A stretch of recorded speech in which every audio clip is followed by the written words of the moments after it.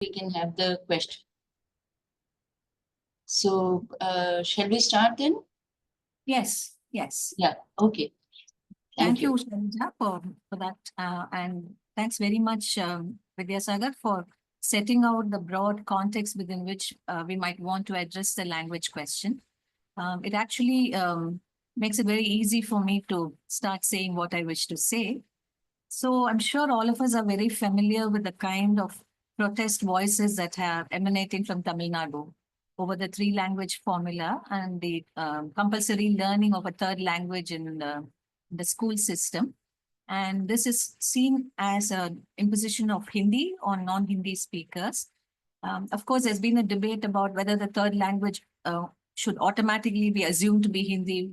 The NEP doesn't say so. Earlier documents haven't insisted it ought to be Hindi and so on and so forth. But it's very evident that given the way our school systems function and the kind of resources that are put into running schools, that very few government-run or government-aided schools have provisions to teach a great many languages, or the languages we would all like to learn while in school. And in a sort of default sense, most often you have a vernacular language class, an English class, and most likely a Hindi class, or in some instances, a Sanskrit class. So it's very unlikely we actually get the choice to learn any other language in school. And so this is rightfully seen as an attempt to impose Hindi on non-Hindi speaking states. And in the current context, I'm sure that all of you are familiar with the arguments put forth by the government of Tamil Nadu that this is contrary to the federal polity that India ought to be. And this goes against the grain of how the language issue has been addressed and dealt with in the states. And in a sense, the Tamil Nadu government is reiterating what successive governments in the state have done, which is that every time the language issue has come up, they've made it very clear that they will not allow for the compulsory teaching of Hindi in the classroom. So if you look at the 1960s, there was a debate around the language question and what should be the official language of India if Hindi should replace English.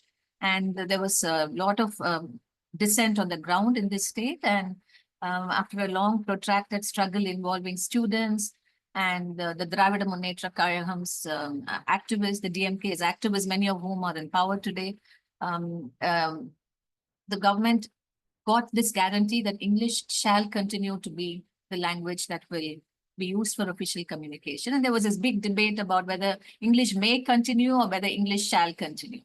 So it seemed that that question had been settled for a while, but obviously it isn't, and it's come back again. And it's also very clear that it's not simply the NEP that talks about this. The Kothari Commission report talks about it. Earlier documents have spoken of the need for a third language and so on. And clearly it is part of the attempts, even in good faith, if you were to take it as such, to build a unified India. If you were to put a lot of good faith in that assumption. But whatever it is, it has met with considerable opposition in this southern state. And the nature of that opposition is very interesting because it hasn't ever settled into a single theme. So for instance, if you go back to the early 20th century, in the first opening decades of the 20th century, there was a lot of interesting arguments about the classical nature of Tamil. If Sanskrit is to be taught with its own assigned department and domain of study at the University of Madras, this was in the late colonial period, why can't Tamil also be accorded a classical status? So at that time, the opposition to learning Sanskrit was not articulated so much in terms of Sanskrit being seen as hegemonic or an imposition of a language that had no bearing in the Tamil context. Rather, a coeval status was claimed for Tamil. So you see that as one of the expressions of the opposition to Sanskrit Hindi. And I would like us to sort of see these as a hyphenated pair, Sanskrit hyphen Hindi. Often the opposition to Hindi was on the grounds that it was a proxy for the imposition of Sanskrit. So you have a sense of that in these early agitations. Then in the 1920s, after the advent of Mahatma Gandhi into nationalist politics, and we all know Gandhi had a lifelong investment in suggesting Hindustani as a national language, not Hindi, Hindustani. And while he encouraged the learning of vernaculars and insisted that, all of us should sort of be proficient in our vernaculars, and communicate in the vernacular wherever possible, he also saw Hindustani as a linked language. And at that time too, there was opposition in the Madras presidency, chiefly in the Tamil-speaking regions, on the argument that we don't really need Hindustani or Hindi. We have our own civilizational carrier of civilizational meaning, which is the Tamil language. There's no reason why we should adopt Hindustani. So that was in the 1920s. But this opposition came into its own in the 1930s after the first Congress governments assumed power in different parts of the subcontinent after the 1937 elections. And the government here under C. Rajagopalachari brought about this ordinance that Hindi should be taught in the schools and it should be learnt as a compulsory language. And that became the basis for a very widespread mobilization of opinion, people, and communities against Hindi. And in this context, Hindi was opposed because it was seen as a proxy for Sanskrit. In fact, Periyar made it very clear that it was not so much for him linguistic pride or attachment or identity, but he didn't want a language which he argued contained or compressed or communicated Aryan Brahmanical values. And such a language is not of any use to anybody. It is unmodern. We don't really need to read it. And so clearly the opposition was not to Hindi as it is widely spoken in the different parts of the country, but to the official Hindi that was seen as a language of power, which was being imposed from above, and it was seen as a proxy for the imposition of Aryan Brahmanical culture. So that was the ground for opposition in the 1930s. And so this sort of different levels of thinking about Hindi Sanskrit continues in Tamil Nadu. And there were agitations in the 40s, there were agitations in the 60s. And much of this had to do with upholding the federal nature of the polity, opposing what were termed as Aryan Brahmanical values, and also, very importantly, underscoring the civilizational distinctive nature of Tamil. And that is also quite interesting. So what was specific about Tamil? And so there was there were these arguments that called attention to difference, to the difference that the Tamil language embodied, that it contained within itself. So what was the source of this difference? And why should the difference that Tamil embodied make a difference in Tamil Nadu? So this was a question that sort of occupied the minds of many of those who protested the imposition of Hindi Sanskrit. And what's fascinating is that much of this was based on a reinventing of Tamil literary tradition itself, which unfolded in the late 19th century and the early 20th century, which had to do with the publication of manuscripts, which were all put together by the renowned Tamil scholar Uve Swaminathan Iyer, which was subsequently published and constituted what we call the corpus of Sangam literature. And the availability of this literature in print made it clear that there existed forms of culture and perhaps a distinct civilization in this part of the country, which owed very little, if not nothing, to the kinds of cultures and civilizations that had unfolded in the Gangetic Plain. So this was seen as a culture and civilization that perhaps was preceded Sanskritic culture, that owed nothing to Sanskritic culture, which was its own culture and its own civilization. And so therefore, there was a sense that the Tamil language, which had helped produce this literature, was itself therefore a symbol of a distinctive culture. So language and literature were conflated in a very fascinating move. And the language then became the carrier of identity of a certain distinctive civilization and a kind of a form of dissenting presence that could counter the claims of Sanskrit and Brahmanical values. So this is how this whole thing unfolded. I'm giving you a very quick history of how this happened. But in doing so, those who spoke up for Tamil, and they included a range of people, Tamil scholars, obviously, historians, but also intellectuals who were active in public life, the first generation of leaders of the Justice Party, the South Indian Liberal Federation, the men and women who would cluster around the Periyar and the self-respect movement, then those who went on to become part of what today we call the Dravidian movement, and who also were very active in the Dravida Munnetra Kazhagam or DMK after it was formed in 1949. So you have a very public assertion of Tamil identity. And what's interesting is, if Tamil cultural civilizational values are seen as being opposed to Aryan Brahmanical ones, then what did this opposition comprise? How would you define this opposition? And so here you have this very interesting attempt to reread Tamil literary history. So Sangam literature becomes the crucible of Tamil identity. And this identity is seen as always and already secular.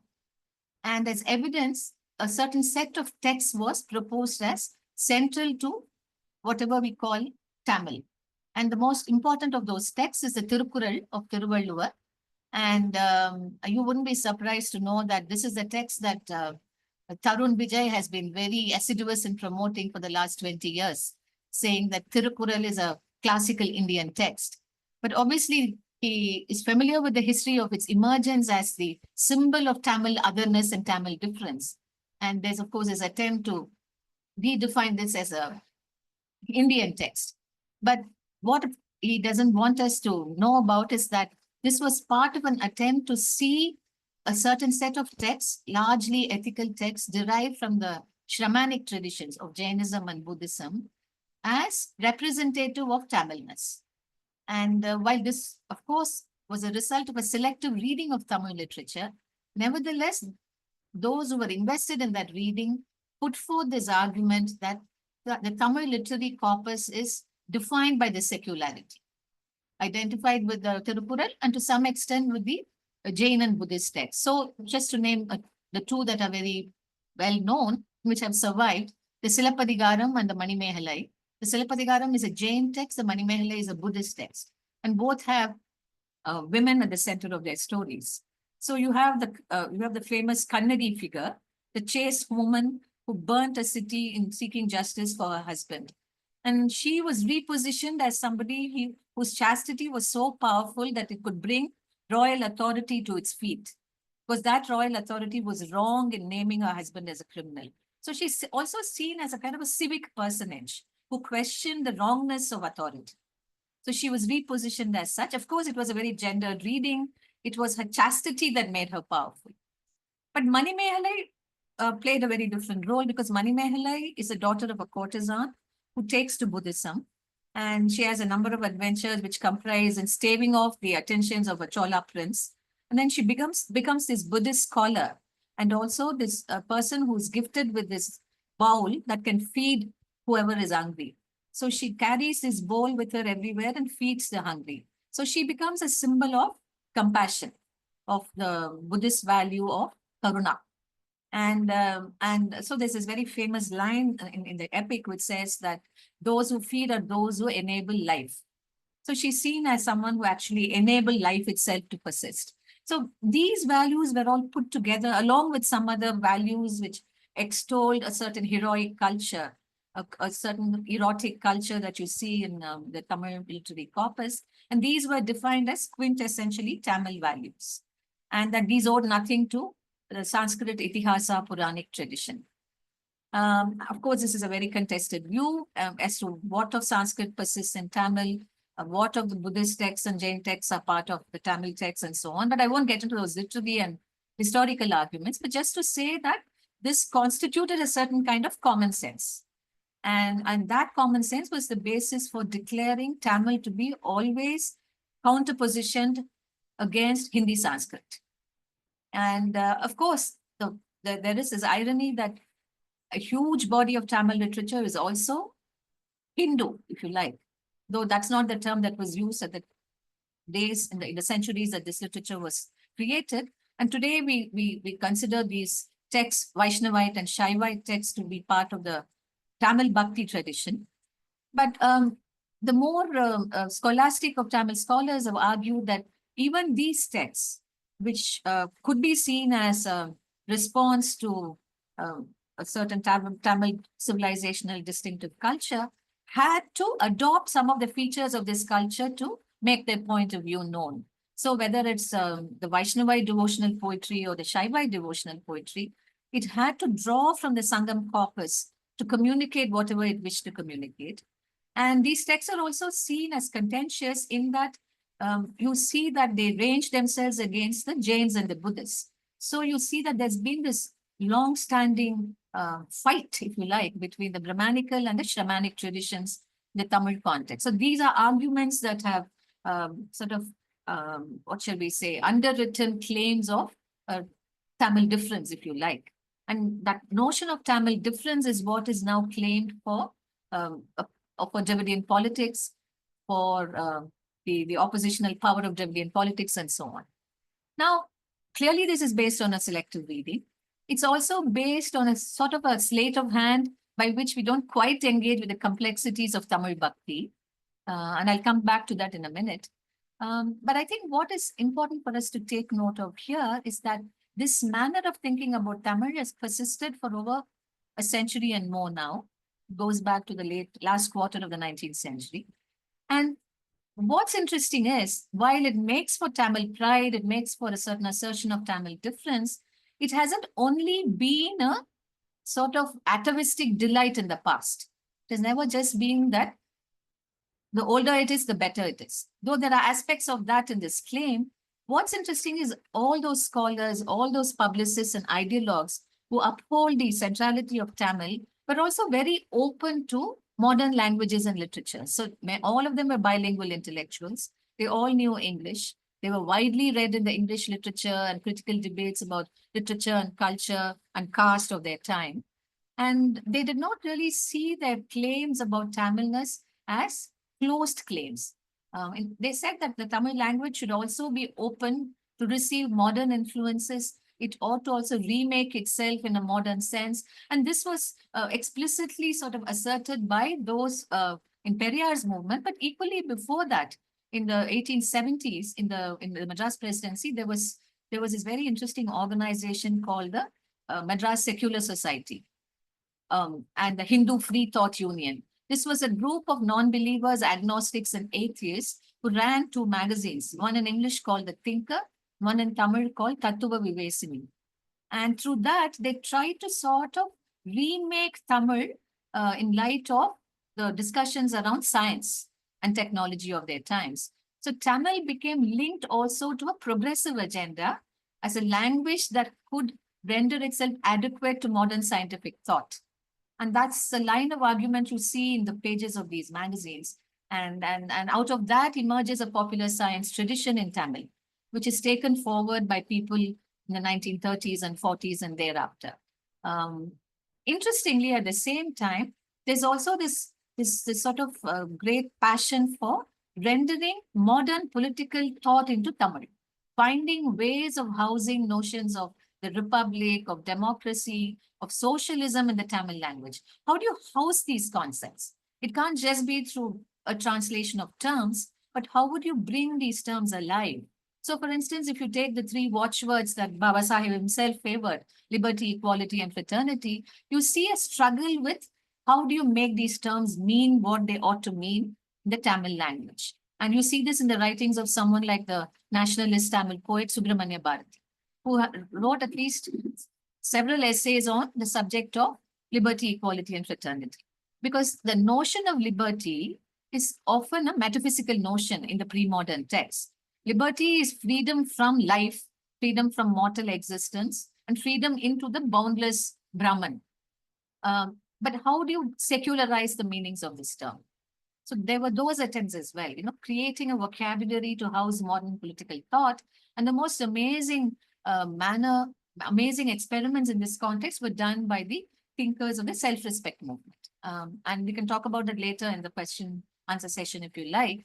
But I think what's important for the purposes of my talk today is this is a very broad picture of how Tamil was defined in its secular terms, how it became itself a badge of secularity. Therefore, to assert one's Tamilness was to assert one's secularity. And it was in this context that the term Tamil itself became more than just a language, more than just a marker of space, and became something that could always and already oppose Aryan Brahmanism. So this is a very short and very sort of, what shall I say, compressed history of how Tamil came to be identified with secularism. But what I'm interested in sharing with you today is the Dalit intervention into this context, which I think is fascinating and which also continues in very many interesting ways to this day. And I want to spend the rest of my talk in addressing the Dalit response to this notion of Tamil difference and what did Dalit scholars and thinkers and political actors have to say about the idea of Tamil difference. And I'll start with Pandita Ayodhi Das, who's quite a fascinating figure. I'm sure many of you know of his work, but for those who perhaps are not heard of him, he was a Siddha doctor, a Siddha healer from the Nilgiris who moved to Chennai and who converted to Buddhism in 1891 and who was Dalit by birth. And he went on to set up what was called the South Indian Buddhist Society, the Sakya Bauddha Sangha, along with Professor Lakshmi Narasu, whom, as you know, Ambedkar looked up to, whose volume, The Essence of Buddhism, he considered very important. And Ayodhi Das remained a Buddhist all his life till he passed on in 1914. He ran a magazine called Tamilan and so on. And the most important aspects of his thought are was to argue that the so-called depressed classes or the pariahs of that time were not really depressed classes or so-called untouchables, but they really are the oldest constituent of Tamil society and that they are the original Buddhists. So he made this argument in a lot of citations from Tamil literary texts, from history, and so on and so forth. But I think what, for our purpose, is useful to take note is that he makes this claim that Tamil is the original language of the Buddha's thought. Tamil in itself. That, well, of course, we know there's Pali and there's Sanskrit and there's Buddhist texts in all these languages. Ayodhi Das makes this astounding claim that Tamil is the original carrier of Buddhist values. So in that sense, he sort of puts Tamil on a world historical plane as the embodied form of the Dhamma, the linguistically embodied form of the Dhamma. And in fact, he ran a column in Tamilan on this subject about, Buddhism web. He wrote a series of articles on different aspects of Buddhism. And that column was titled Purva Tamil Oli. Oli means light. And Purva is, the former. So it was sort of a kind of a Buddhist enlightenment, which he identifies as Tamil in character, Tamil in origin. So that was a very interesting move on his part. And he wrote an amazing Buddha Charita, drawing from the Pali canon, from the Sanskrit text, and equally from Tamil texts. And he puts together a series of ideas and arguments to propose Buddhism itself as the religion of all religions, that it was the primary religion, so to speak.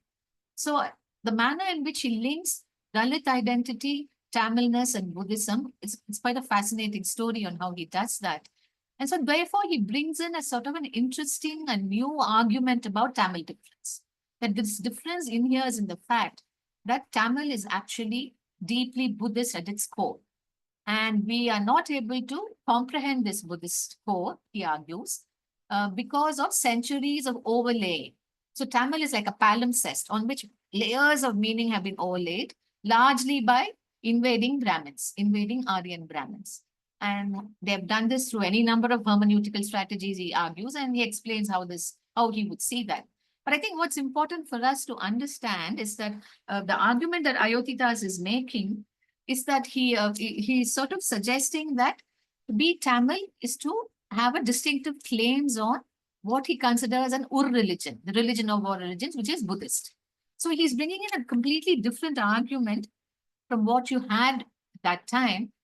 Tamil as an antiquarian language, Tamil as a carrier of civilizational values different from Aryan Brahmanical. So Ayodhi Das brings in a completely new angle to this by insisting that to be Tamil is also to recover one's Buddhist past and to identify the Dalit core of that Buddhist past. So he's bringing in something very distinctive, something very interesting. And because he was a doctor, as a Siddha doctor, he was also keenly following developments in the modern medicine of his time.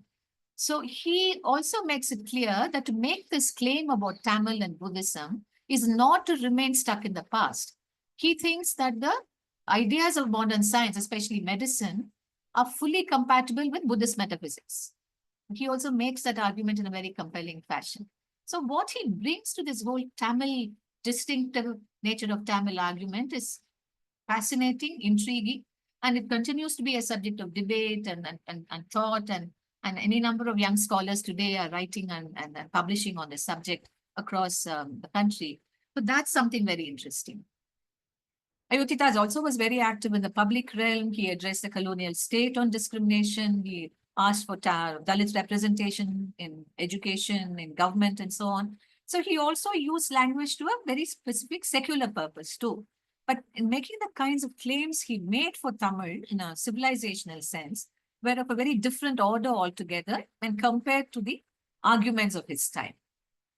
And it's not accidental that, say, 80, 90 years later, another very important Dalit thinker, Raj Gautaman, a Tamil literary historian, goes back to the Sangam text and tries to make some very interesting arguments following in the line of Ayodhya. Now, one of the things that Ayodhya does is that when he makes all these claims about Buddhism, he subjects Tamil literary history to a rereading. And he picks up Sangam literature to make some fairly interesting claims, which I think are very rich. Those of you who are familiar with Sangam literature might know that it proposes this idea of an ecological landscape. There are these 5 geographies it identifies: the hills, the plains, the pastoral, the coast, and the arid regions. And each landscape is identified with a form of labor, with a certain kind of society and community, with certain sensibility. So Ayodhya picks this up, and then he makes this very primary to human existence. And then he uses that as a ground to argue against the Varna order. So he says this whole Varna order of Brahmin, Kshatriya, Vaishya, Shudra is so counterintuitive to how people actually live. And then he turns to the Sangam text to indicate this is how people live, that they live within a certain geography. They have these reciprocal relationships with nature. They labor, they create wealth. And then they have these social relations, which are not necessarily hierarchical, and which in fact are really models of the ideal society. So basically he says, in the Tamil context, you don't have Brahmins, but you have learned men or arhats. He draws on the Buddhist notion of arhats. And this is not an identity tied to birth. This is tied to one's way of living. And that sort of an arhat can be found anywhere in the world, he says. It's not specific to the Tamil country, but the Tamil notion of the 5 landscapes tells you how certain kinds of ideas and sensibilities emerge in certain geographies and histories. And then you can use that to understand how these categories have actually universal value. So for him, a Vaishya who is a peasant is basically a peasant, and he makes this very clear, explicit. This could be a peasant from Ethiopia, he says. This could be a peasant from the Arab lands. But what the Tamil landscape gives you is a typology of human existence, wedded to productive labor, a relationship to the environment, and a life that follows the Dhamma. So he really reworks this whole Sangam stuff in some very, very interesting ways. And that's useful when you come to the contemporary context, because if you take someone like Raj Gautaman, who was very active in the Tamil literary scene and in the Tamil cultural context from the mid-70s onwards, and particularly in the 80s and 90s, you see him doing something very astounding with the idea of Tamil difference. And what is that is quite fascinating. One thing is that he was writing in the middle of arguments about whether Tamil difference is tenable, considering that that period saw a series of violent episodes in Tamil Nadu targeting Dalits right through the late 80s and into the 90s. The question arose whether the notion of Tamil difference is enough. And can that difference be complicated? What about caste? How do you understand caste in the context of Tamil difference? And Gautaman addressed this question in very interesting ways. So he reread the corpus of Sangam literature and indeed all of Tamil literature in fascinating ways. I won't be able to go into detail, but basically what he does is, he says, look, this literature, the Sangam literature that we all praise, we forget. It's a literature whose subjects are not kings, are not noblemen or women. They are ordinary people. They are ordinary, laboring, productive people. You might have some who are rich, some who are not so rich, but they are the people of everyday life who produce what we need. They are the laboring classes, in short. So he suggests through a series of rereadings that the subjects of Tamil Sangam literature are really the working communities. And in today's context, if you were to sort of read forward from the Sangam text, the descriptions from the Sangam text, it would be very easy for you to see that those characteristics of Sangam society are mostly found in Dalit life words. So he makes this very specific Dalit claim on Tamil history, like Ayotitas did, but in a very different sense, saying that we are the rightful inheritors of the Sangam legacy. And what does that mean if Dalits were to inherit the Sangam legacy in certain ways? Is also to produce a reading of Tamil difference that challenges caste. It's not enough to say we are not Aryan Brahmanical. We also have to think of why did we become a caste society? What is there in our cultural linguistic past that will enable us challenge caste and untouchability? And he spends a lot of time inquiring into this question and pointing out, and this is the point I wish to make, basically saying that whatever you have in Sangam life worlds, you can't sort of glorify these in terms of only it's in an antiquarian civilizational sense. You also have to see it as a record of a time when before private property came in, before mercantile trade and the expansion of kingdoms happened. So this is a sort of an ecological worldview in which communities lived. And perhaps there was a certain kind of a parity between different communities. And this was a worldview that centered social reproduction rather than production. And basically he says it's the lives of women that were central to this civilization, because it was women's capacity to love and to procreate that was valued in these contexts. And it's only after the coming of mercantile trade, exchange, war, dynastic rule, kingdoms, the expansion of agriculture, that you have a more hierarchical system. That a hierarchical system came with Aryan Brahmanical values, and then you have a literature that emerges in that context, which is Bhakti poetry and all the rest of it that follows. And the interesting point he makes is that this movement away from a kind of a communitarian context to a more hierarchical context is something you find reflected in both Shramanic texts as well as Brahmanical texts. And he says both texts actually show you a world where life, the sensuous nature of life, the centering of social reproduction has given weight to a suppression of sensuousness. And every such suppression leads to a kind of a repressive ideal being formulated. So for example, there are strictures and Shramanic literature about what is the right way of speaking, what is the wrong way of speaking. So he feels that even if this is good ethical literature, it also means that the senses are being repressed in certain ways. And what is the right way to marry? What is the wrong way to marry? And why is it that the man who is charitable is raised over the man who receives charity? So all of these to him point to a hierarchical worldview. And that hierarchical worldview comes with transformations in material culture. And as a Dalit scholar and literary scholar, he sees it important to trace the transformations in Tamil literature and culture in ways that help us understand this. And for Dalits, this is very important because his point is that they have a stake in the sensuous productive life because they are workers, they're the creators of objects of utility and beauty. And they therefore are the subjects of Tamil history, and they have to retrieve that subject position by having a more critical understanding of the Tamil past. And this cannot simply be done by only talking about Tamil difference. So this is a very fascinating argument. And for feminists like me, it was a very compelling argument because it also helped us sort of pose questions about Tamil culture from a gendered perspective as well.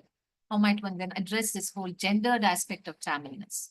So that's Raj Gautaman, and he's written a lot more. And fascinatingly, what you find in his thought is that he doesn't talk so much about the lost Dalit subject. He doesn't say we have to recover Dalit subjectivity, you know. What he says is that Dalit subjectivity is what this is all about. It's just that we don't see this as a subjectivity that is ours legitimately, and that we are the rightful claimants to this culture. And it is our critical rethinking which would make this culture more open, more dialogic, more aligned to Dalit life worlds. And it is important that we subject the literary canon to such a rereading. And his texts are fascinating, and I'm a great fan. But I just want to share with you this aspect of accounting for Tamil difference, because it points to the ways in which Dalit subjectivity, Dalit claims on history also have a lot to do with debates that are internal to vernacular cultures. They're not always drawn only from broader arguments. Sure, there are broader arguments here. That Gautaman is a consummate modernist. He looks to Baba Saheb's writings. He's an Ambedkarite partially in some ways.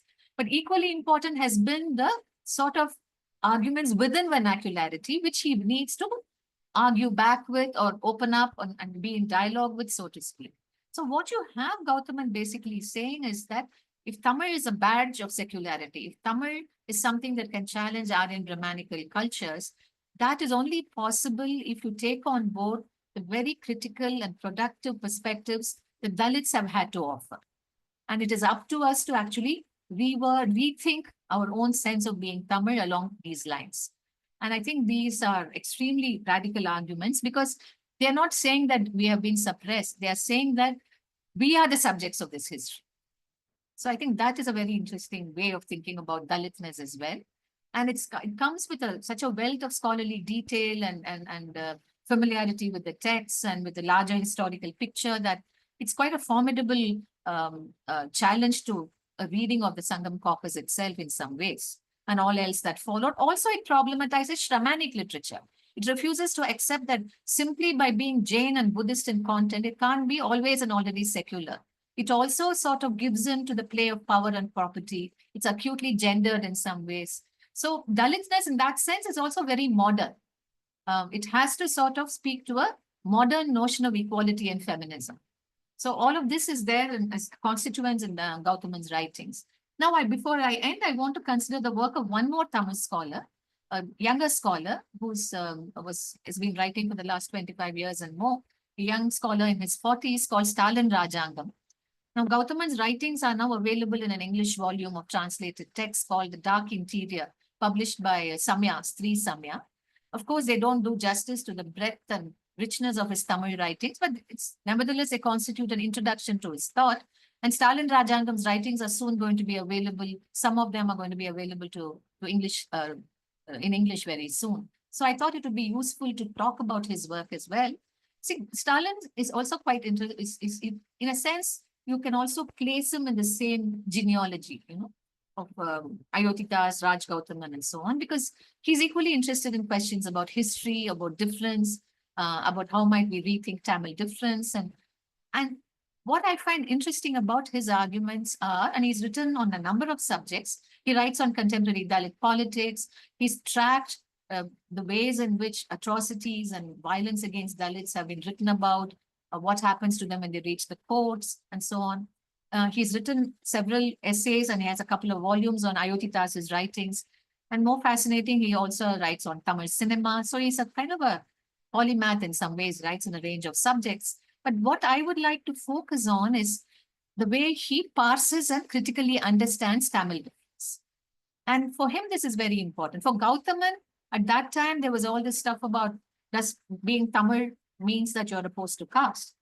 For Stalin, the question is, what does being Tamil actually mean if you were to take the Dalit presence in Tamil culture and history as central to your understanding?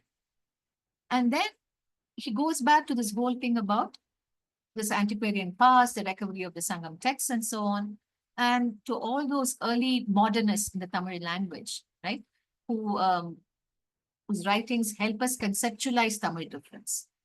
And what he does is, he makes his argument, if you take all of them, say Uve Swaminathan, who put together the corpus of Sangam texts from manuscripts, or someone like Subramanya Bharati, this great nationalist poet who brought in a very startling and radical modern quality to Tamil poetry and Tamil prose.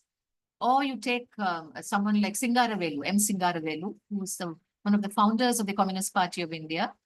Or you take scholars of Jainism and Buddhism emerged a little later, like Maile Venkataswamy. All these are iconic figures in Tamil literary and cultural history.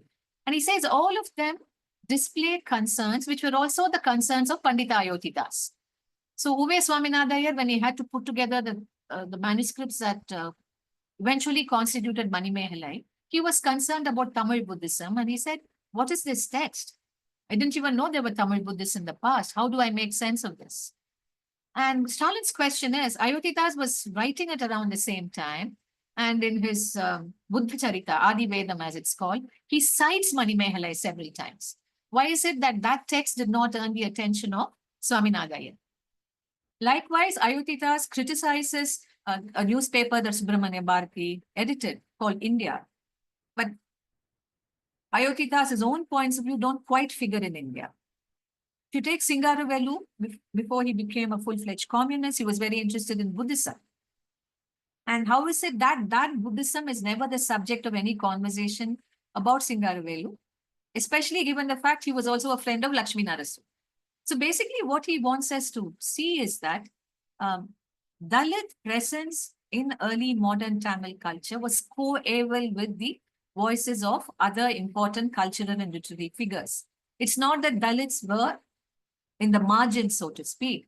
Dalits were as much part of these arguments. It's only the entitled caste positions of these other writers. And by which he means not that they were therefore all anti-caste, they were all anti-Dalit. He doesn't mean that at all. What he means is that it doesn't occur to those who already have an entitled cultural positions that there could be other points of view emanating from other contexts. So what he does is he doesn't say that Ayotidas was suppressed through a series of essays where he speaks of missed encounters between Uve Saminadayar and Ayotidas, between Subramanya Bharati and Ayotidas, between Singaravelu and Ayotidas. He calls them missed historical encounters. They didn't happen, they didn't take place. But that doesn't mean that they could not have taken place. So if you were to sort of put them in conversation with each other, Bharati in conversation with Ayotidas, Ayotidas in conversation with Singaravelu, you see how coeval Dalit presence was. And I use the word coeval in a very specific sense, occupying the same historical moment, being part of the same historical conjuncture. And that, as we know from a very important early anthropological classic, Johannes Fabian's Time and the Other, is something that anthropologists never do. When they study other societies, they always put them in a different time frame, right? They're either primitive or coming to be modern in a certain way. And there's also the tendency to see Dalit literature or Dalit cultural assertion as very much part of the present. But the point that Stalin wishes to make is, what if Dalits were always coeval, that they were present? It's just that their presence has never been marked or acknowledged. And he makes us see these through these essays.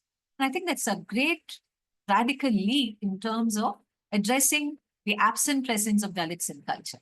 Not that they are absent, but that they are present. And it's not enough to see them as absent presences, but to see them as coeval with whatever was there. So in a sense, he's saying it's not a question of center and the margins, but the margins have always been part of the center. It's a center that refuses to acknowledge the presence of these voices.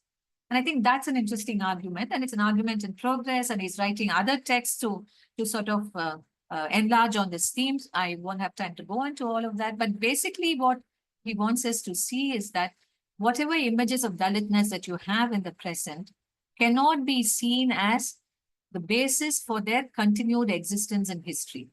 If today the Dalit is an abject figure in your imagination, it doesn't mean the Dalits were always abject.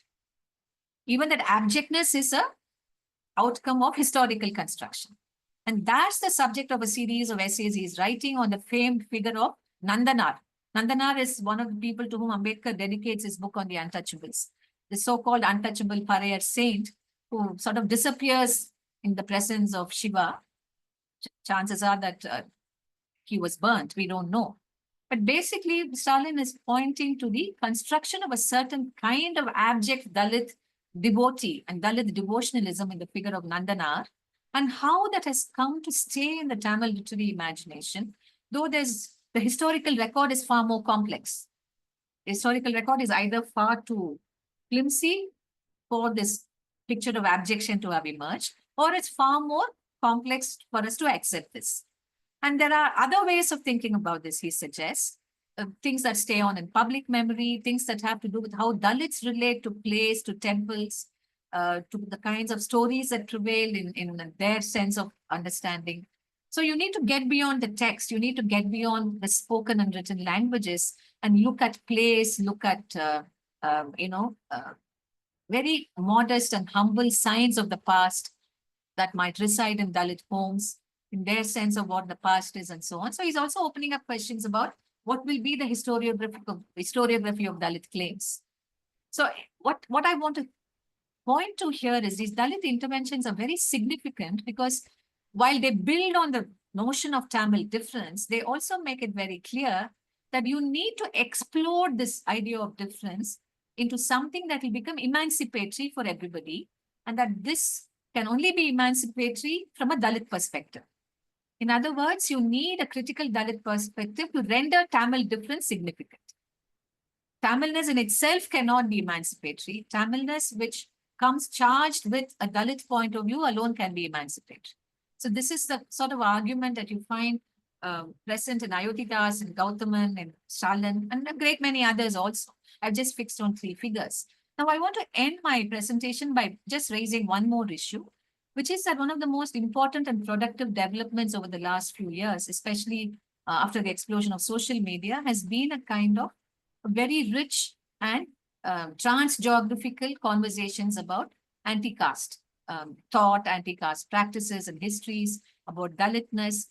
And it's not just within India, but across the world, as you all know, in the United States and other parts of the world, where you have special knowledge domains devoted to understanding anti-caste thought and ideologies and so on. And this is very exciting because it puts people in different parts of the country in conversation with each other. But I also want us to ask a couple of questions, because what then becomes part of the knowledge domain of Dalit studies in English, or indeed of conversations about anti-caste thought, is that which can be translated and which is translatable in some ways. And the situated and historical nature of Dalit knowledge, which can only be understood in and through an engagement with vernacular texts, might not always be part of this conversation.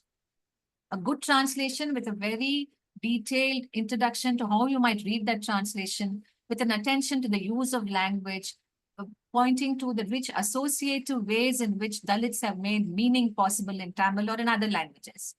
Unless all of that is done, just the mere translation of a text might not help us understand the situated historical nature of Dalit knowledges. And I think the situated historical nature of Dalit knowledges is very important, because it is in language that everyday Dalit contestations, cultural contestations that unfold in particular geographies take place. While the larger English context can be enabling, English is also a hegemonic language. English is also a language which adopts, accommodates, but also renders everything seamless in a flat kind of way. So you don't quite see the difference, say, that Bama's text would have from, say, Limbale's text. There is a difference. They're all Dalit texts, yes. There are certain structures that and sensibilities that might be common, but each one is a situated text. You can't think of Bama without thinking of Dalit Christian liberation theology. You can't think of Limbale without thinking of the Dalit Panthers, and these are very different histories.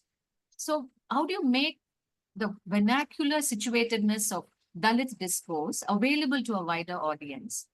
And I think what is important here is also to problematize English itself. Because English, as we know, there's a long history of seeing English as emancipatory. You have it in Savitribai Phule. In our times, you have had Chandraban Prasad making claims, Kancha Ailaya making claims.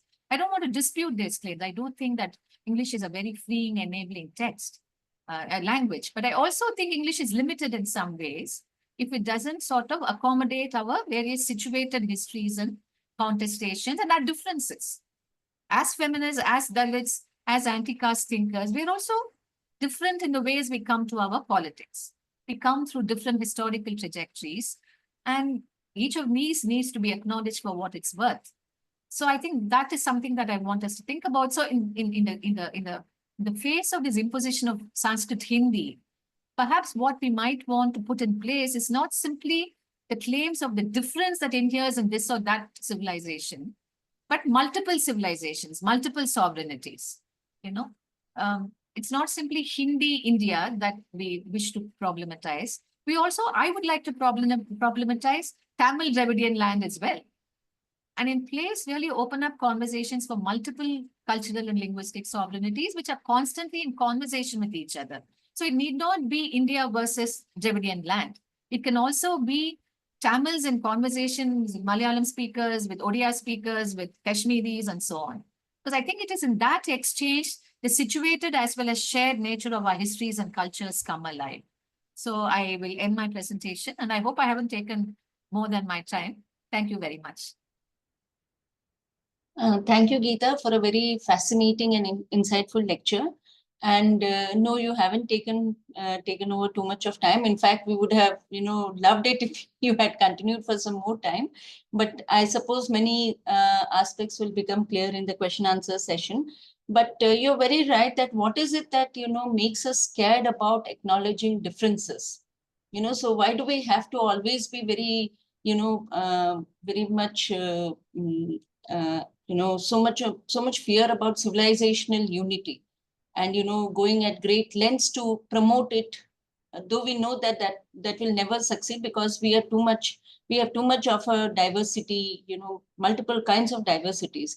And I really find this point which you made very fascinating, that who has the claims on language? Because the way the language politics works right now, it's like majority of us don't have any stake on it. Somebody else is imposing it, and we are just supposed to kind of flow with the tide. And so this whole idea about who becomes the subjects of these various vernacular histories, that's also very very pertinent, because many of us, I'm sure many students are here who might be working on questions, or who might be students of history and other social sciences. We all know the kind of gaze that we work with. And especially, like, when you go to the archive, it could be any kind of archive, it could be textual, it could be oral, audio, visual. So the kind of gaze that with which we approach the archive, the kind of silences which we simply ignore, and then we come out with our results saying that this is how it is. So how do we question these multiple silences also is something. And increasingly, I would say that we are not able to train the research students or even the researchers to understand these nuances. So maybe pedagogically also this is something that we need to revisit, so how one text is in conversation with the other text. We try to, for example, so if I'm introducing a course on, say, Dalit literature, so there would be like 10 kinds of readings. But how is each reading uniquely exploring a particular kind of situated experience? That is something that, somehow we miss out. So you've given us a lot of food for thought. And I hope that we have a very, fruitful question answer session also. So the floor is now open for questions. Vidya, how much time can we devote for the questions? Half an hour? Yeah, okay. So 30 minutes maximum, we can take the questions. You can either speak or maybe type it in the chat box also. Okay. Yes. So why is there so much strength in protecting Tamil amongst Tamils vis-a-vis other southern Indian states like Malayalis, Telugu, or Kannadigas? Okay. That's an interesting question. Do you want me to take the questions one by one, Shailaja, or how? Or if there are similar questions, we can you can answer it together also, no issues. The Bhakti movement, which emerged from the south, made way by eliminating Buddhism and Jainism. How did it affect the Dalits? Okay.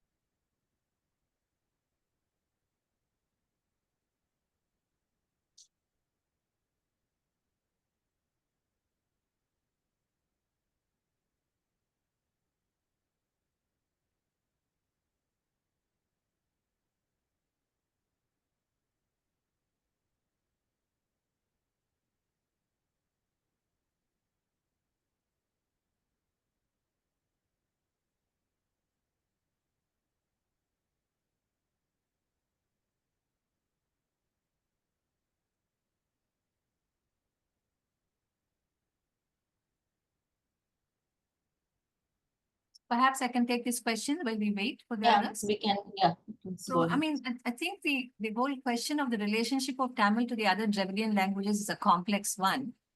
Initially, of course, when the claims for Tamil's difference were made, the arguments were drawn from Robert Caldwell's comparative grammar of the Dravidian languages. And so the claim was also being made in terms of a broad Dravidian, within a broad Dravidian context as well. But the purchase for such a Dravidian idea was stronger in the Tamil-speaking regions than in the other parts of the presidency, in a social and political sense at that time. And by the time of the anti-Hindi agitations of the 1930s, it was evident that the opposition to Hindi was more likely to be sort of more receive a greater sort of attention and interest in the Tamil-speaking areas of the presidency than in the Telugu, Kannada, and Malayalam-speaking areas. So it became a sort of the Dravidian-Tamil relationship became very strongly established, so to speak. And I think that's a little unfortunate because so much of our history is tied to the history of the Deccan in some ways. And there are broad currents that have fed into our history as well, which this notion of Tamil difference sometimes obfuscates. So, for instance, the Veerashaiva movement in Karnataka also had a resonance in Tamil Nadu, in the Tamil areas, who do have a Tamil tradition of Veerashaivites as well. And the Shramana Buddhists, the Shramana traditions, also they cut a huge swath across the Deccan and into the Tamil areas. But the kind of the hinterland Buddhism that you find in the Deccan obviously is somewhat different from the coastal Buddhism of the Tamil region. So there are those differences as well, and it would be quite interesting to sort of have these comparative discussions on how do we understand the ways in which amongst the southern states we have perhaps a certain, we can lay claims to a certain cultural and civilizational difference, but that difference is not something that needs necessarily exclude us learning and looking to our connections with others. So I think there's something to be thought through there. And I, for one, would be very happy for comparative work across the southern languages. And of course, this point about the Shramanic tradition, the Buddhism and Jainism being sort of taken over by the Bhakti tradition. But the question is that should we give in to this notion of something being taken over and lost sight of? And that's what precisely someone like Stalin would want us not to think about. More interesting would be to trace the presence of these traditions in the existing literature. For example, in the 18th century, you had the great Bartholomew Ziegenbalg, a Danish minister who comes to Tamil Nadu and who sets up the Danish mission, Christian mission in Tranquebar. And he does a lot of translating of Tamil texts and so on. And what he does is he sends out a questionnaire to people around and asks them questions about religion.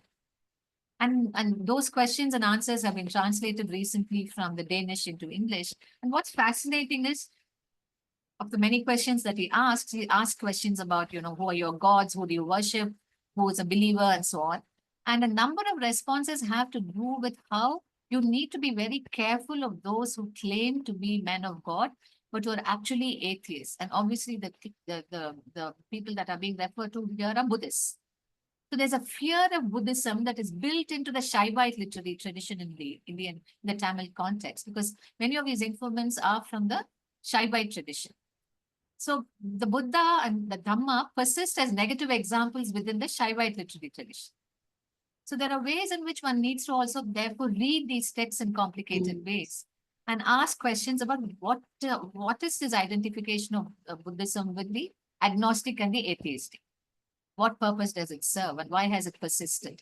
So I think those might be interesting ways also we have to think about whether Brahmanical Bhakti traditions supplanted Shramanic ones, or did they coexist? Did they fight? Did they contest? What has survived where and how and why?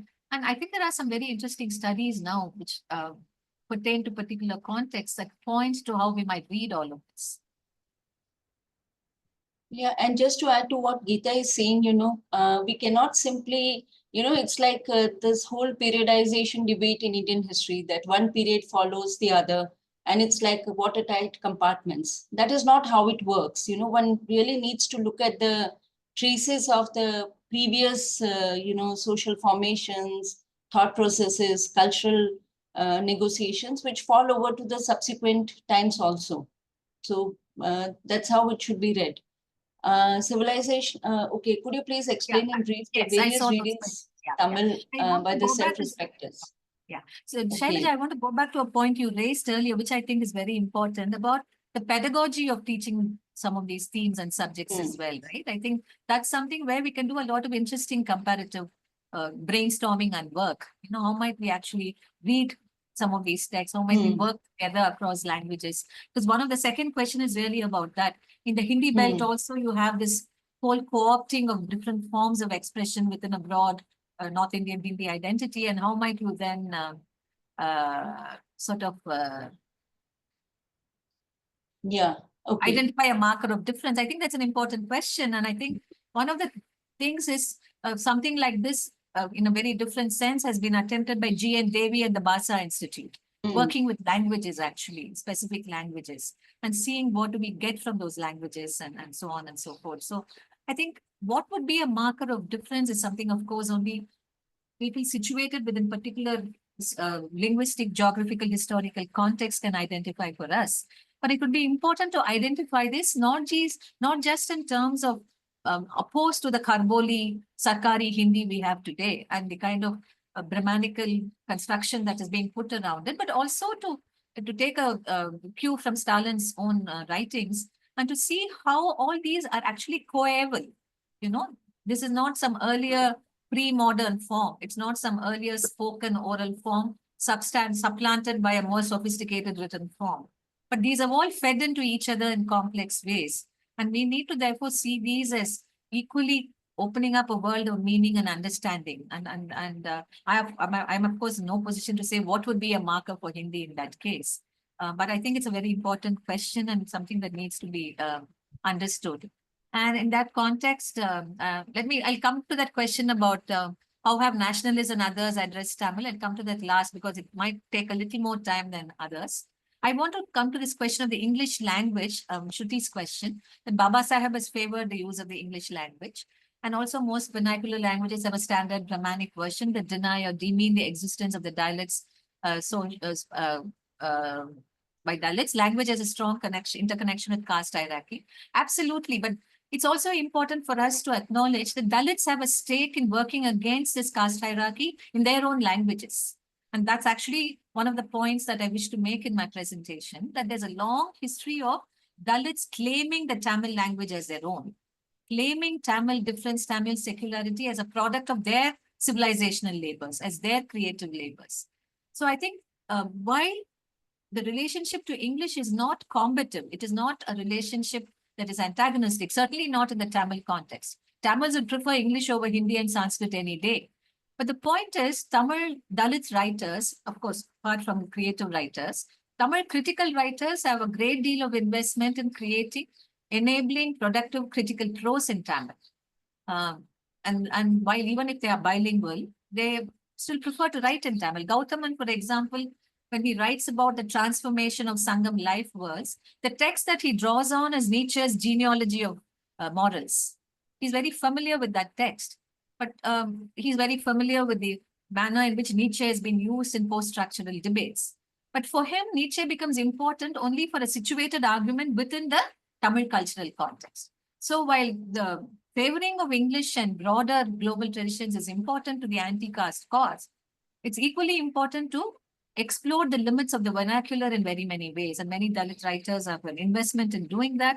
And they draw from Tamil, from English and other languages when they do that and so on.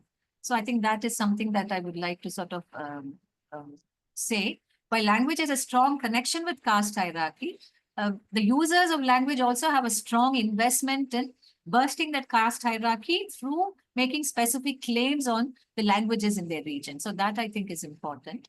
Then there's a question on, I'm taking all the language questions together. I'll come back to the Buddhist question. So the multiplicity of languages, a basic question or doubt. Do you think the use of the term vernacular for a particular language reflecting a kind of hierarchy to that language, meaning that we can use any alternative term for any language which is not majority or popular? We consider vernacular to any language. In comparative, we do not consider it vernacular. I must confess that I've used the term vernacular as a shorthand, basically to distinguish it from Karboli Hindi, Sarkari Hindi, and from English and Sanskrit. I think the term vernacular can be unpacked in very many interesting ways. Terms like the vernacular, terms like the dialect have a certain history of emergence, right? They have to do with the history of linguistics itself, how linguistics, early linguistics understood language families, what it considered mainstream, what it considered a dialect, and so on. But if we think of this history in situated ways, then we can think of language expressions, linguistic expressions in particular geographies, in particular historical context is integral to that moment and to that place. So we don't have to hierarchize in terms of a dialect and a more established language use in terms of how we think about it. But having said that, there is this notion of a mainstream and the vernacular, of the standard and the dialect. And we need to also work against that hierarchy in some ways. So while problematizing, situating things in their context and in their locations are very important, it also becomes important to keep using those terms that are part of common sense and trying to explore and trying to sort of multiply the meanings of those terms in very many ways. So that's how I would understand that question. How, when we come to the recognition of language, various tribal groups are asserting their uniqueness. They don't have the written language, have a spoken language, fighting for the linguistic recognition. I think this is a very important question, and I think G.N. Devi's work has really brought this up to the forefront of discussions about language. He has sort of been talking great sadness about social aphasia amongst tribal communities, where some communities there are just a handful of speakers left of that particular language. And he points to how with language goes memory, with language goes ways of being, ways of thinking, ways of acting in the world, and how consequential that has been to tribal societies and their engagement with non-tribal societies. And I would really urge people to read the discussions that have emerged out of the Basa Institute and Devi's own writings on this subject, and this remarkable people's history and map of Indian languages that his team has put together. And that, I think that is a very fascinating exercise. And I am no expert on this subject, but his work has taught me many things. And that's a way to also come to this question of the relationship of tribals and their languages. So I would suggest that. That brings me a Buddhism question I'll take last now, because I think I should go to this question about how have nationalists, communists, socialists, etc. address language. It's a very fascinating and long question. I might have to speak for another hour if I have to address it fully, but I won't do that. Then I think it's very interesting that nationalists, socialists, and equally those who upheld convention and custom, for all of them, language posed an important challenge in the late colonial, early modern period. Everyone was concerned with the question of language, especially the Tamil language. So you would have, for instance, when all these claims for Tamil secularity are being made, a group of conventional Tamil scholars who would enter into the debate saying that actually Tamil Shaivism is exceptional as well. It doesn't quite fit into the rubric of Shaivism in the rest of the subcontinent. So there are ways in which people sort of try to work with the idea of difference in complicated ways, even if they were coming to it from within a conventional position. Or take the nationalists. Nationalists, I think, and the social reform group amongst the nationalists, of whom Subramanya Bharati is one, but there were many others as well.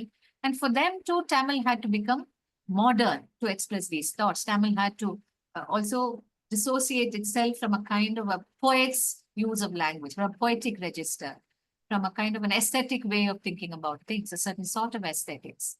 And I think what then happens is, at least in Subramanya Bharati's writings, you have a different imaging of aesthetics as well as a different use of language. So aesthetics itself becomes something else. It's not prosody anymore. It's not writing to the sort of template that has been created by centuries of grammarians. Though Bharati was an adept at doing that as well, he also wanted to explore the limits beyond prosody, beyond aesthetic registers. And this is what endears someone like Bharati to a Dalit critic like Raj Gautama, saying that it is in the way in which the imagination overleaps its own social situatedness, right? The imagination sometimes can conjure up things which you will not allow if you are in your everyday social life. But creativity can make you jump over your own shadow in some ways. And he says that in a very fine book on another great Tamil modern writer called Pudumai Pittan. where he says there's a certain ecstatic quality to the imagination, which enables Pudumai Pittan leap over his own situated caste context. And that is why Pudumai Pittan is important for the Dalit literary canon. He might not be a Dalit. He may not write about Dalit subjects as a Dalit would, though he wrote about Dalits, but he says he's still important for us. So there are ways in which people work with language. Nationalists, the self-respecters, I'll focus on them because I think they are the most interesting because they were the least reverential towards tradition. They felt that tradition is all very well, but it's good to let go of tradition. There's no need to worship the past. That I don't, and Periyar actually said, I don't particularly care for Tamil because it's antiquarian or it's associated with Shaivism. I mean, it's important because a lot of people speak the language and it's a language of everyday life. Having said that, the self-respecters went on to coin words and terms. And in two particular realms, I'll just give very brief examples. Gender is one of the most important contexts in which language was remade by the self-respecters. For instance, take the Tamil word for chastity, karpul. So the way they problematize the use of this word and the way they place this worship of chastity along with the worship of the nation, along with the worship of one's tradition, basically saying the Periyar's words were, and this I'm sure all of you would understand, it's akin to this worship of chastity, is akin to Bhashabhimanam and Deshabhimanam. You know, it's a kind of a worship of the state, of the nation state, the worship of language itself. And basically, he's saying that there are affective registers which make us accept some things linguistically, in terms of ideas, in terms of thought. And one needs to step away from those affective registers and adopt a more critical vocabulary. So when he talks about chastity, he uses that critical vocabulary, saying that, look, this is really an imposition. And you need to talk about women's rights to desire. You need to talk about women's rights to marriages of their choice, about that they have the right to leave behind an unhappy marriage. They don't have to persist in it. Their rights to divorce, to a sexual or an asexual existence, whatever that might be. So I think it's very interesting, and they coin words to address some of these issues. So, for example, take the word for marriage. If marriage is not to be a sacrament and it's a contract, then how would you define marriage? So they came up with an entire new set of words. One is Vaalkai Tunai Nalam. This is a word taken from Tirukural, from Tiruvalluvar's Tirukural, saying basically it's a companionate relationship. Or Sneha Inbam, the joy of friendship. So in different ways, marriage was redefined by the movement. So there is an entire vocabulary that emerged in the terrain of gender to understand some of these things. And likewise, in the terrain of how do you understand power? You know, power is very, very important. So what is the source of power and authority? Is it only economic power? Is it only the power of private property, of capital? And one of the self-respecters coined this term called the stone capitalist. Now, who is the stone capitalist? It's a very interesting term. Basically, it refers to the deity in Hindu temples, because in the Tamil, in the southern states, temples were given various kinds of monetary offerings and material offerings by the kings in the past. Lands were given to temples. And in law, the owner of those lands is the deity. So if you're actually filing a case in court about temple land, you'll have to summon God to court. It's basically, I mean, this is something that was debated even in the Constituent Assembly. The deity is the de jure owner of property. So one of the self-respecters, Gurusamy, says, we all know capital when it is human, but what about this sort of capital? He means social capital, cultural capital, but also material capital. The temple is a material space. It has land. So he says stone capitalists, you know, Kal Mudalali, he says. So they basically coined a large number of words. Again, the difference between caste and class. He says a caste laborer is quite different from a wage laborer. A wage laborer can be a caste laborer, but a caste laborer may not necessarily have the sensibility of a wage laborer. So there are ways in which they complicated many of these terms. And as I said, we'll take an entire other lecture to talk about it. But I think there was a lot of interest in exploring the notion of Tamil difference from many perspectives. And one of the things is that the limits of Tamil were exploded. Tamil was seen as having no limits. Tamil was seen as we'll have to really rethink everything and so on and so forth. So much was done at that time. One more question about identity and Buddhism. There are two questions, right? So about Buddhism. One is Arun's question. Talk about the marginalized groups in Tamil identity. We talk about Dalits, Buddhists, and Jains. Since the social and religious group can trace their history to Sangamira, It's easy for these groups to assert their Tamilness. But what about religious minorities like Christians and Muslims? A very good question. I'll take that. And the last other question, how to reimagine Buddhism in our contemporary times, particularly in the light of recent ruptured and cataclysmic history of Sri Lankan Tamils and the way Buddhist religious organizations perpetuated the mass violence, etc. Okay, that's also a very important question. Yeah, so let me take the Sri Lankan Buddhist question first and come to Arun's question next. So one of the challenges for those that are working with the idea of a Tamil Buddhist identity has been this fact that actually existing Buddhism, whether in Sri Lanka or in Burma, and perhaps in Thailand as well, in our neighborhood, let's say, has been a supporter of authoritarian regimes, and in some cases with the Buddhist monks themselves encouraging violence, as you saw in the Sri Lankan contest, and equally some Buddhist monks opposing violence, as you see in Burma in some ways, and also some peace-loving monks, a very small cohort of them in Sri Lanka. So how might one meaningfully talk of Tamil Buddhism? So I think one of the interesting questions then is to ask about the kind of debates that emerged around Buddhism in the late colonial period.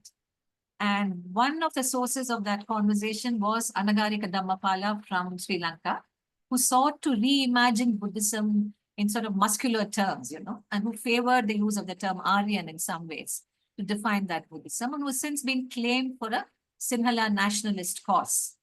Now, I don't think all of Dhammapala's writings are like that, but there are aspects of his writings which lend themselves to a chauvinistic reading and which also positions Buddhists as Sinhala nationalists, which then makes them sort of justify crimes against Tamils and other minorities. Let's not forget Muslims here, in the name of asserting a national Sinhala identity, which we saw was very tragically done over the last 40, 50 years in that island nation. But the other part of this history has to do with the conversations around Buddhism that emerged within the broader subcontinent and not just in Sri Lanka. And you have two excellent books on this subject. Douglas Over's book, which Navyana has published on the recovery of Buddhism or the conversations, and I forget the title just now, it will come back to me. Equally, Geethanjali Surendran's book, Democracy is Dhamma, which talks about the wider conversations around Buddhism in the region. So basically, you have a way of thinking about history and the past. We all know that in the 19th century, much of the discussion around history had to do with an Aryan golden age, right? With the Vedas and so on, which is the Arya Samajist version, which is a version of a certain school of nationalist historians and so on. But equally, you had a way of thinking about history from a point of view of Buddhism, which was very interesting, which foregrounded the figure of Ashoka, which also spoke of the centrality of the Dhamma to Indian civilizational values and so on.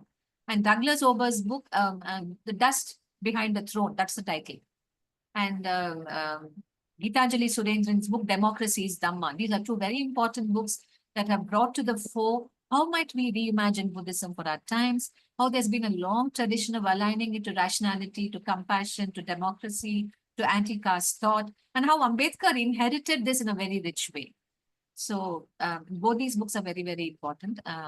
The Dust on the Throne and Democracy is Dhamma. The last question, Arun's question, if indeed it is the last question, it's how might we talk about Tamil distinctiveness or Tamil difference in terms of Christians and Muslims in the Tamil context? Because obviously, if it comes to Jain or Buddhist identity, you can, of course, claim a certain textual past, which goes back to several hundreds of years. But what does it mean to be Christian and Tamil or Buddhist and Tamil? And that's very important also. And I think one of the ways in which this is done typically is in, say, conventional Tamil history, Tamil literary history as well, is to talk about the contribution of Christians to Tamil literature, the contribution of Muslims to Tamil literature. So the assumption is that there is a given stable object called Tamil literature, and everybody's contributed to it, right? So Buddhists have contributed, Christians have contributed, Muslims have contributed, Jains have contributed. But perhaps, again, taking a critical tone from, say, Ayodhyadas to Gautama and to Stalin, what we would then be able to say is that how have Christian and Muslim presence in the Tamil context, what has this done to Tamil itself, right?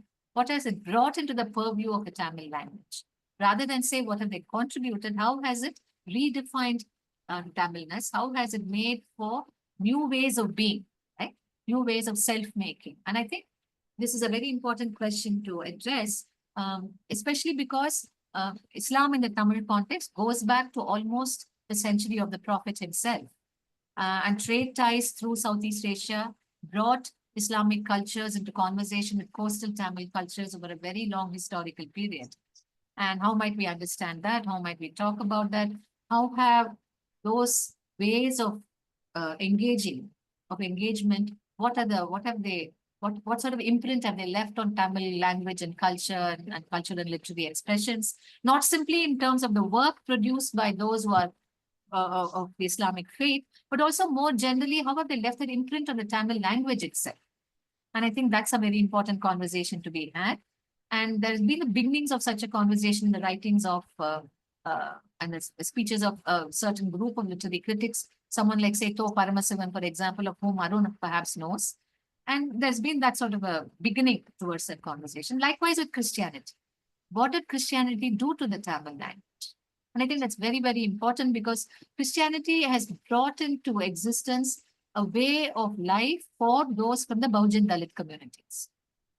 Not that Christianity is free from caste, not that the church is not casteist, but the language of the Bible and the story of Jesus has brought about a certain manner of self-expression and a certain manner of being in terms of, how you present yourself in caste society, the way you challenge caste hierarchy, whatever the church's position, whatever church doctrine in India says, in the actual practice of Tamil Christians, I think it has sort of brought in something exceptionally new. And again, you need to go back and look at the larger terrain of Tamil linguistic and cultural expression to understand what that footprint has been like and see how it has expanded our ways of thinking.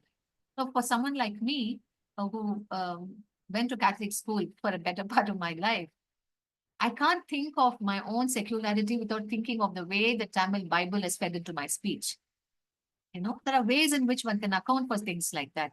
Likewise with Islam, there's a lot of expressions from within the Islamic Tamil universe that have contributed to the making of Tamilness, which we need to also understand and think about. And I think that's one way of addressing that question, Arun.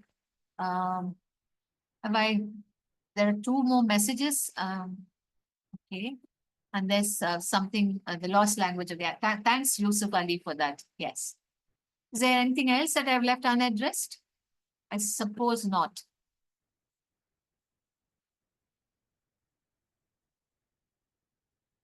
I haven't missed out anything, have I? No?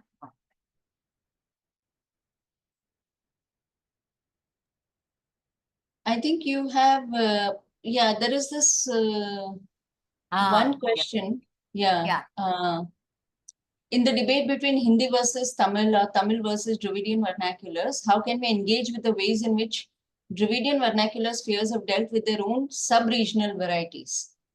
Does the notion of vernacular difference accommodate the differences within? I think this is the last question. Okay. So I'm going to answer this with a very anecdotal thing because I think the sub-regional differences, obviously Tamil is spoken in different ways and the regions, like with all languages. There are also caste differences within regions. There's that as well.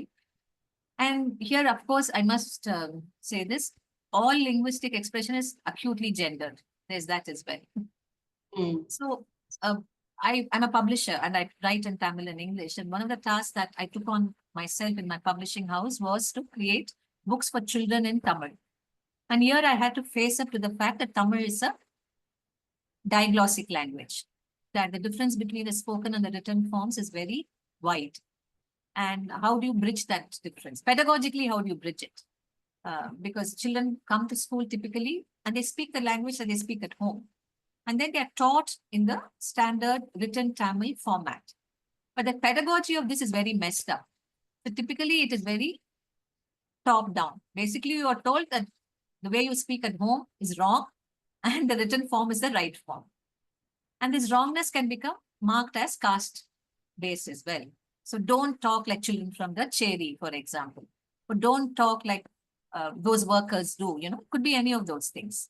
So the whole relationship between the standard written form and the many ways in which we talk and express ourselves is immense. The standard written form is taken as the measure towards which we all ought to move.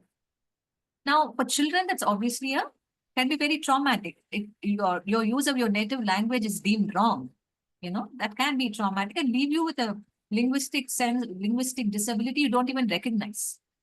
So this is something we had to address. On the other hand, when we started looking at local uses, many local uses, we found that they were acutely gendered and acutely castified also.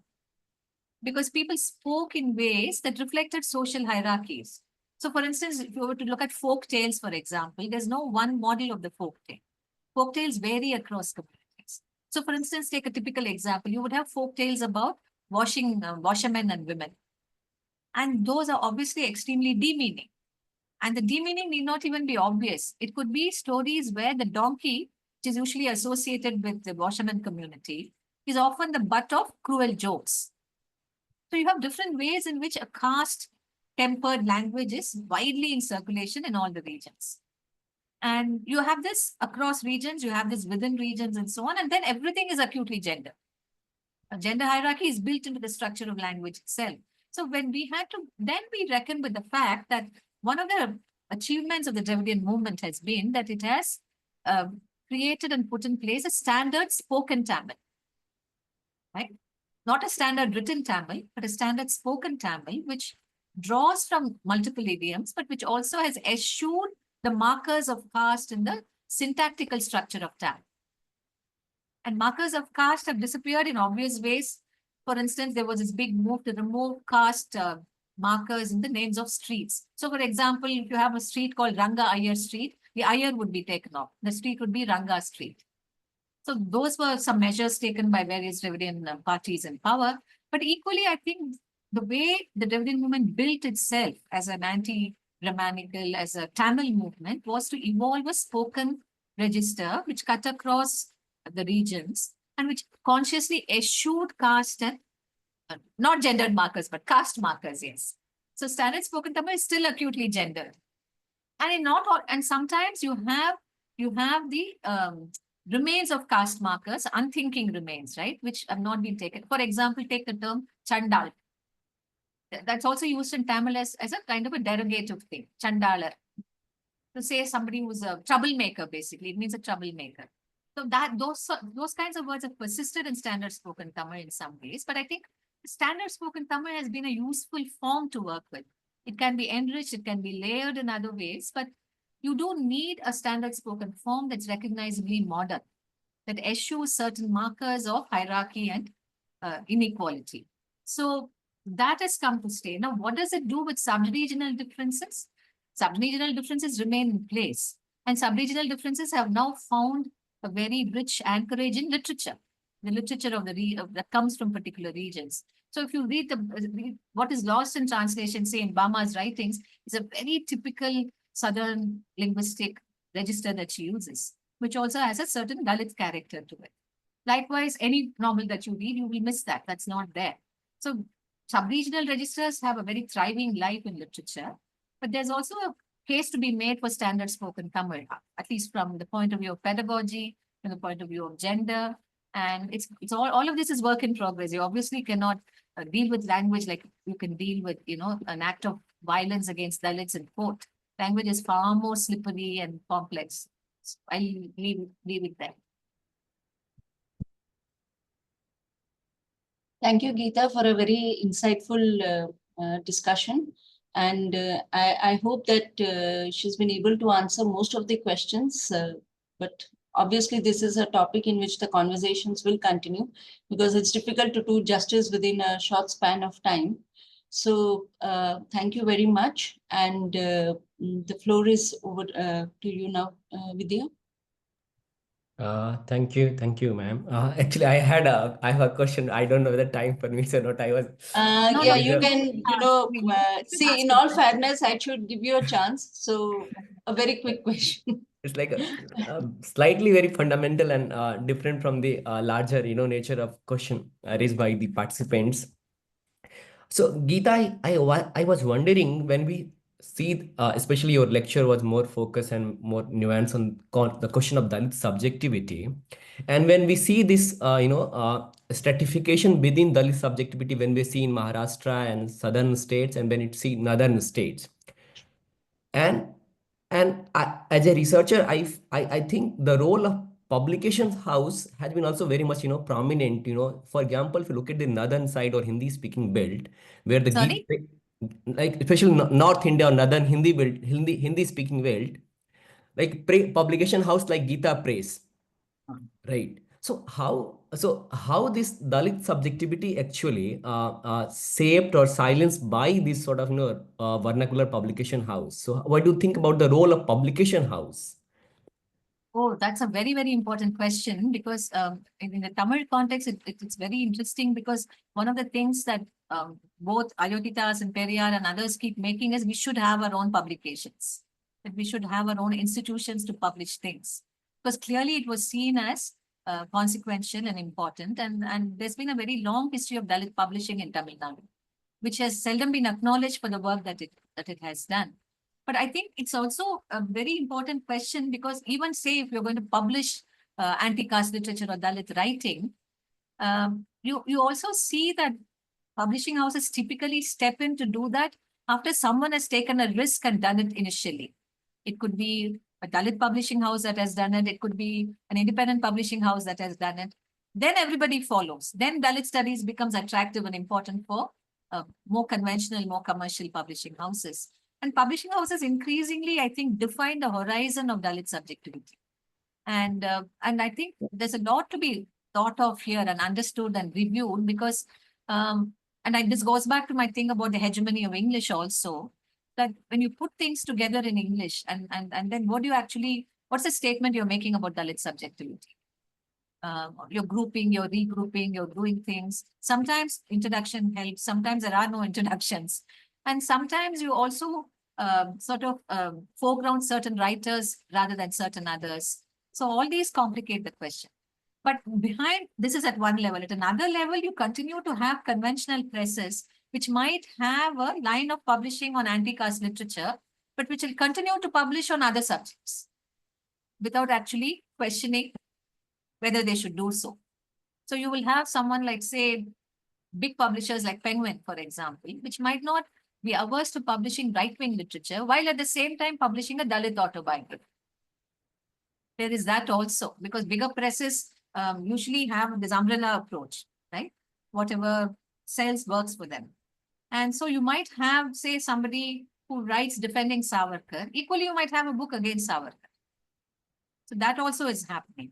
And in the vernacular, I think what has happened, at least with Tamil, I can say that safely, is that Dalit presence in the cultural space has actually pressured publishing houses into addressing the question of the Dalit subject one way or the other, either critically or in disparaging terms or in saying that this is not the way to look at it. However you choose to do it, the Dalit subject is very firmly at the heart of many discussions about culture.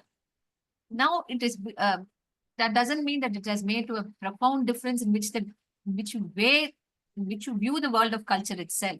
That is a very crucial move, right? I mean, that's the move that Dalit writers want us to make. It's not making room for Dalit literature, but to actually pose the question, what difference does reading Dalit literature make to your understanding of culture as such? And I think that crucial move, very few publishing houses will make, because that would require you to re-examine many things. And one of the most subtle and creative ways in which Stalin Rajangam has done that is not by saying that Saminath Iyer is limited or Subramanya Bharati is limited, but saying, look, I'm putting them in conversation. What is the result? And you see how Ayotitas is as important to this conversation as anything else. And as important, he shows up the limits of these other writers. So you take these other writers seriously, but you also see how they appear from a Dalit perspective. And so must your entire discussion about culture be oriented, but that move publishers may not make. And that move only a Dalit press might possibly make. Or a feminist press, if it's imaginative and critical enough, might possibly make. Yeah, thank you so much for addressing this question. Now I think Thanks for all those great questions. That also I must. No, I think just to add to what Geetha just said, another thing is, again, at a pedagogical level, how much effort is being put into bring all these, nuances, ideas, thoughts into the knowledge production. I think like what you pointed out about the feminist press. Now, Zuban has closed down. So many other alternative presses are also finding it difficult to survive. So there's also something about the market here.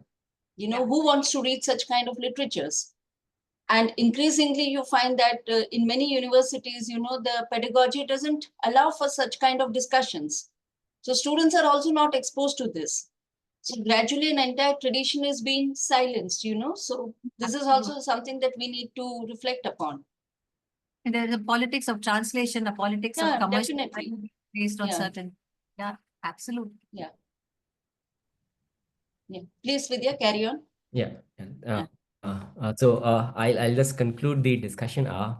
Just like a very formal gratitude. Thank you.